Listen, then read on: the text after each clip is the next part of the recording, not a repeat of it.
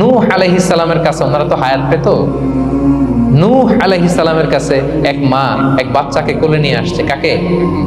বাচ্চাকে কোলে নিয়ে এসে নূহ আলাইহিস সালামকে বলে, ইয়া নবী আল্লাহ নূহ উদউ আল্লাহ আলা, আমার বাচ্চাটার জন্য একটু দোয়া করেন যাতে আল্লাহ তার হায়াত বাড়ায় দেয়।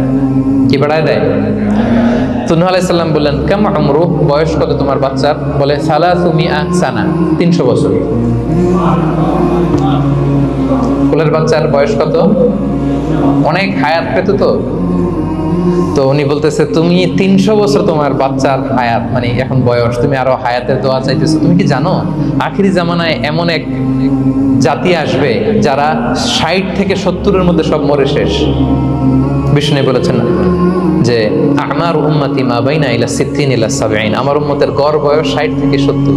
ওয়া আকাল্লুহুম মান ইয়াজুযু যালিক, অল্প কিছু মানুষ 70 ক্রস করবে, সব 60 থেকে 70-এ শেষ।